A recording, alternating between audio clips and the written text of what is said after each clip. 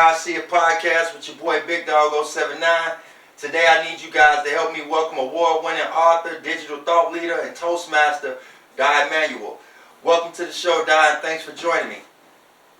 My pleasure. Great to be here. And how's the day going, my man? I'm sorry with all the back and forth. It's just great to be here. I mean, we gotta love the world nowadays, huh? We're all so damn connected, but sometimes I feel disconnected.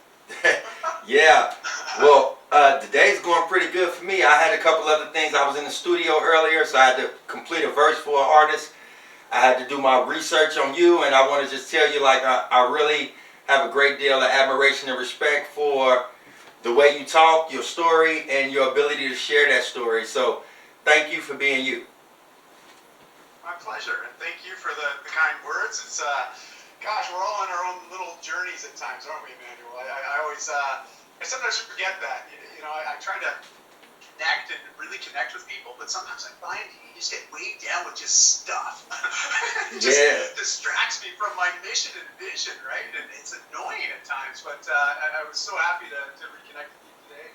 Looking forward to this conversation.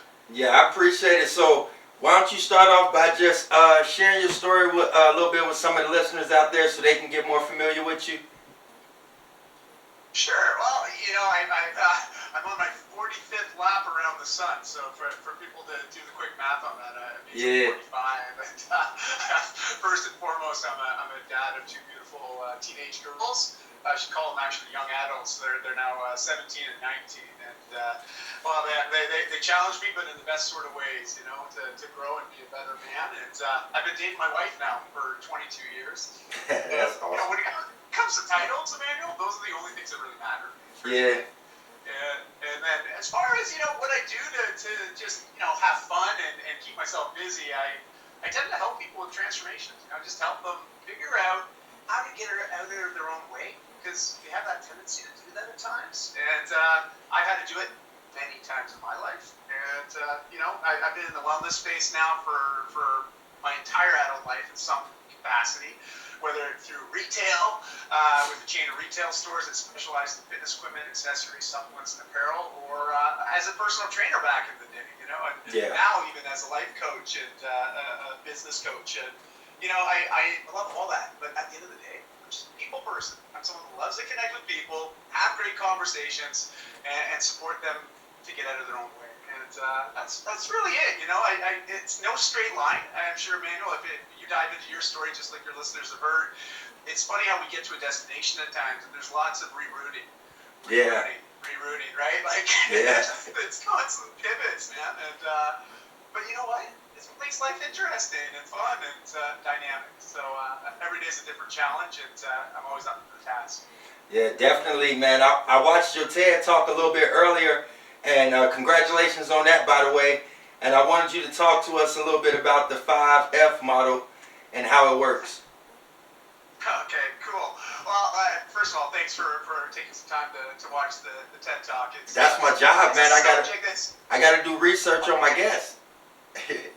Well, thank you, man. And listen, it's something that's near and dear to my heart. You know, this idea of vulnerability, because, you know, especially as a man to a man, have this conversation with you and recognize that, you know, my 19-year-old daughter, she's been very good at educating me on pronouns.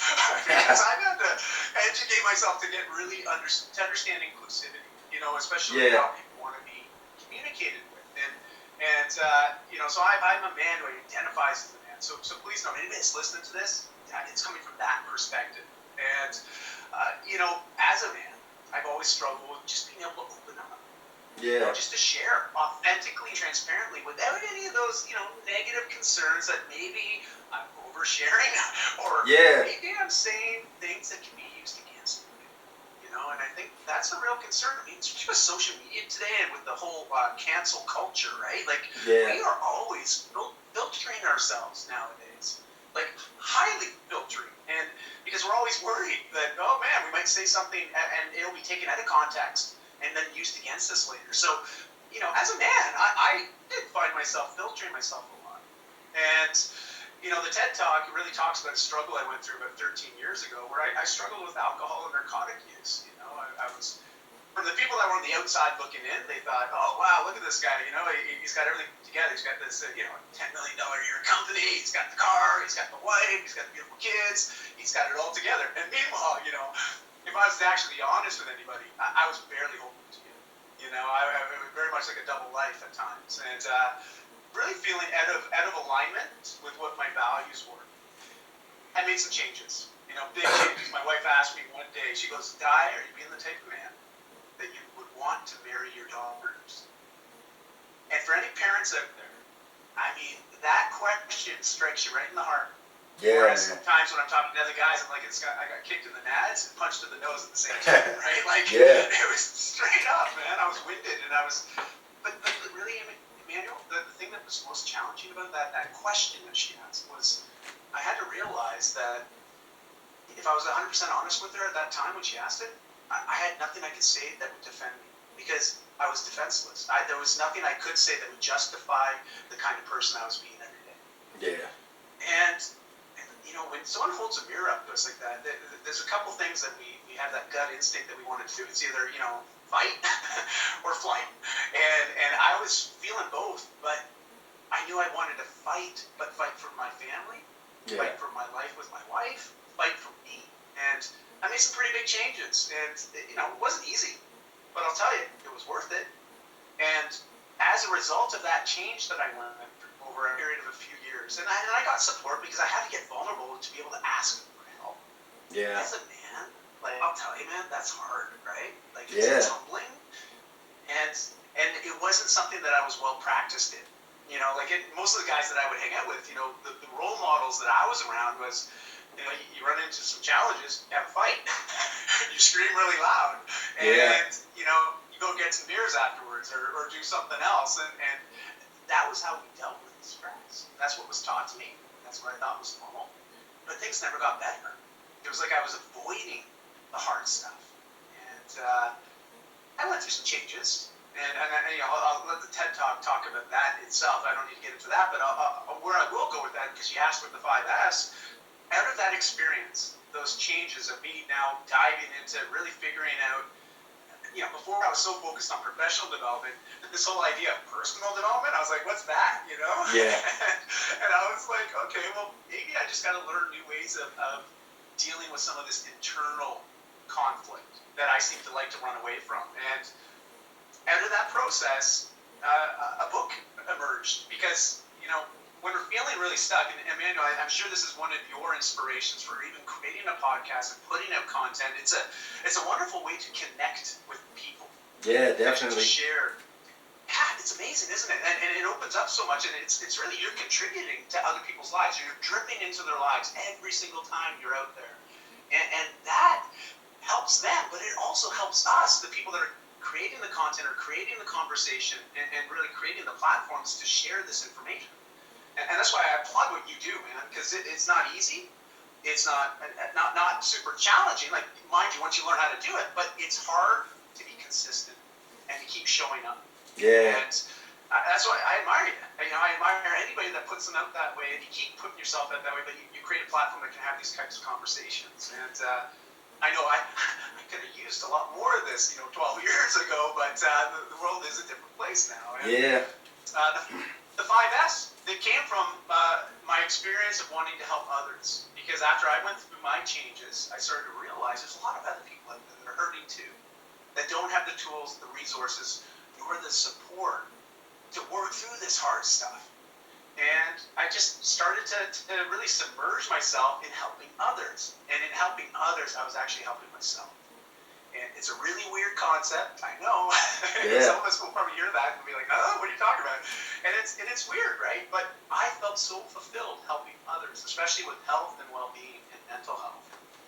Because that's what I struggled with the most. And so I just started helping others as I was learning how to deal with my own challenges. And a book came out of it, The Whole Life Fitness Manifesto. Yeah. And I talk about my philosophy, the 5S. So I know that was a long, 3-minute tirade to get to answer your question, but I thought I'd No, it's fine, bro. context, or people won't really understand how it came to be. Yeah, it's fine. Whatever time.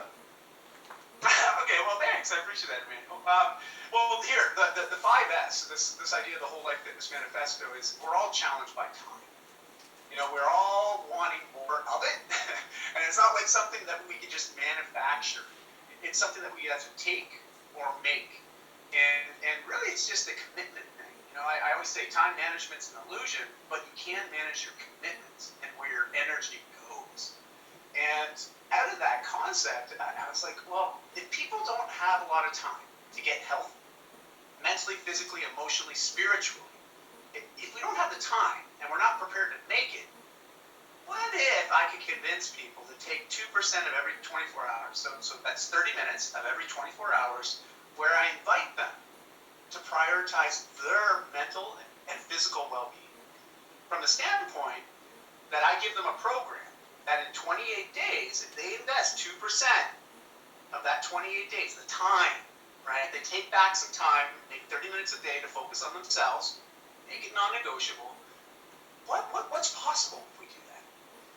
And so from that, it was super interesting, you know, because it was 15 minutes of moving your body with purpose, 5 minutes of mindful meditation, so really work on the mind, manage stress, really help our mental health, and then 10 minutes of focused personal development. This is where we control the inputs. It would be like listening to your podcast would be an excellent use of people's time because it enriches your life. It actually, you learn. You grow. You can learn it to apply some of the things that are shared in some of your conversations. And that's what we're looking to do.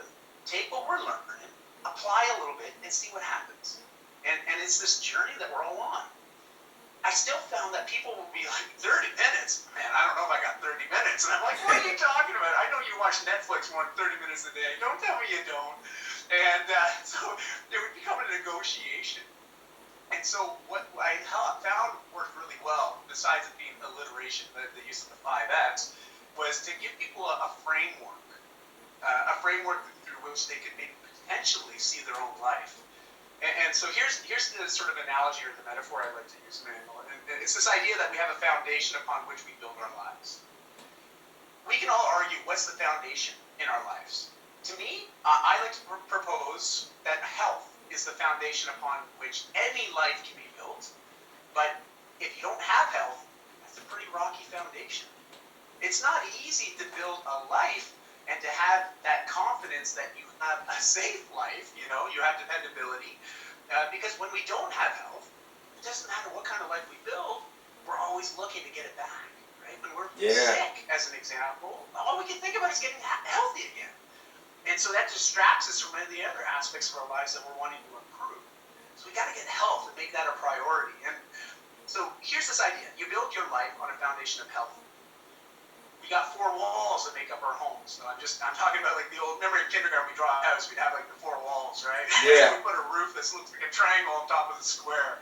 Well, if you think about your life as 4 walls, I propose that there's 4 F's, and for each wall. And for those 4 F's, I have fitness, faith, finances, and family. With an overarching roof, so overall, all of that, you gotta have fun, happiness, you know, fulfillment. And so that is the idea. And the idea is, you know, if you got 1 wall, you got a termite problem, right? Maybe your fitness wall, it's not so good. You know, maybe it's challenged and you're not doing things that reinforce the wall, because in reinforcing the wall, we actually reinforce the foundation of health as well. Fitness is a direct tie-in to that foundation of health. And if you think about mental health, when your family relationships, and when I say family, I'm talking about any relationships, those personal relationships in our life. Yeah. Often we'll call those people our family members. When those relationships are challenged, again, our mental health is challenged. Our fulfillment of life is challenged. Finances, well, we all know, finances aren't in a good place. You don't feel secure. It doesn't feel like we have a very positive future. Again, that affects our mental health, our physical health. And then we have faith. And, you know, I'm not here to talk about any denomination. It's whatever you believe to be your faith background is true to you. And I just encourage people to have some sort of idea of something bigger than themselves. For me, it's like, when I leave this planet, whatever day that is, I hope it's, you know, when I'm 120, 130 years old, who knows? But whenever that day happens, I just hope that on my deathbed, I can reflect back and say, you know what? I'm leaving this place better than it was when I got here. Yeah, definitely. That's an act of faith, you know? And So that's the philosophy of the 5S, and so I lay that out in my book, and I invite people to you don't have to use my S. Maybe you have a different way of looking at your life, but I would argue that your foundation is the same as mine. It's that health. Because without it, man, it doesn't matter what you do, you're only on borrowed time, because you can't be your best self, your best version of you, without a solid foundation of health. Absolutely. I agree with you 100%. That's it. So let me ask you this, because I'm going back to the TED Talk because I was listening to it earlier. So I just want to ask you, because that kind of stuck out to me, and it's a personal journey. Like, what does it mean to be a good man? Because I'll give you a little background on me. So I'm recently divorced. I spent the earlier portion of my life in prison from the age of 14 to 38. Not going in and out. I went in one time and they held me for 24 years. 14 of those years was in solitary confinement. So I've only been out of prison now for 6 years. And I'm 43 now, 44 this year. And that's, like, I read all of these books, maybe like 3,000 books, and I had this great idea. I was just going to come out and I'm going to get married, and then I'm going to break all of these stereotypes. And I found out that real life is nothing like a book. You can be the best person to anybody and they can still receive that in a negative way. And my personal journey, because nobody gets out of the movie alive. Everybody dies in the end. So, I want to be the best version of myself that I can possibly be when I'm faced with the inevitable, So, I just want you to expound a little bit on, what does it mean to be a good man? And it's not to challenge your theory, it's to absorb your information. Oh, well, thank you, man. Thanks for sharing a bit of your background. And I feel remiss. I didn't get to go too deep on your story, but now I am. Trust me, I'm going to go consume a lot of your content after this because I'm fascinated by your story now. And gosh, that's no small journey you've been on. My goodness. But the cool thing is it's really easy to see oneself as a victim, but it really sounds like you've turned that paradigm upside down and you've come out a victor. You took it upon yourself to self-educate. Yeah. To expand, and you know what, man, that is absolutely huge. And at the core, it's all about a choice, right? We always have choices, every day, to some extent, every day. That's right. And this idea of being a good man or being a great man, it's honestly just one choice of difference, right? it's us being either consistent with what we say and do what we say and back it up with powerful actions that align with that from a value standpoint, or we don't. There's really no gray area. It is very much two-tone. We do it or we don't. And I guess, my question to you, just for clarity's sake, to give you sort of more perspective on this, is knowing who you are now and who you've grown into and who you're emerged from that period in your life, and now with this new, renewed outlook on life, what would you say are your core values? And what I mean by that are these are the things that you don't negotiate on. It's like those beliefs to the core. For me, family is one of those, right? I don't negotiate on that. It's like my family's my family. They're a priority in my life. I do what I can to support them to the best of my ability, and I always will. No ifs, ands, or buts. That's a core value. I do not compromise on that value. And I'm just curious for yourself, man. What would you say are your core values? My core values are honesty, integrity. I try to do anything that I tell, if I commit myself to it, I'm committed to following through. I'm not real big on bullshitting people. I never learned that skill. Determination, family is everything, because I come from a broken family. My mom put me on a bus stop when I was 5 years old. I was adopted in prison at the age of 28. I was watching Trinity Bible Network one day, and I was really there huffing at God, this awesome, made up, choreographed scenes right here. And there was a lady on there, and she was saying that every night she used to pray and ask God to send her somebody to love. And then she told her story, and then I just challenged. I was I kind of was questioning God. So every night after that one night, I started every night, I would go to sleep, and before I lay down to sleep, I would just say it God, send me a family. because I didn't want to be married. I wanted to have parents. I wanted to fill that void because I went to school for psychology, so I understand whatever we deprived of during our childhood developmental years is what we'll seek out in our adult years. So I ended up, like, it just worked out like that. This guy came through. He was in seminary school, and part of that process was coming and doing prison ministry. And he came to my door, and I didn't really want to talk. And I told him, like, it was weird to hear you say the 30-minute thing earlier, because I told him, I said, it took more than 30 minutes for me to get this way, so there's no point in you wasting your time. I know you only got 30 minutes. And he told me, I got as much time as I decide to have. And the prison guard was right there with him, and he said, well, we have to move from cell to cell. And that guy, to make a long story short, he ended up writing me after he left. And that compromised his security clearance. He could never come back into prison. And we wrote, and he ended up introducing me to his wife, introduced me to his daughters.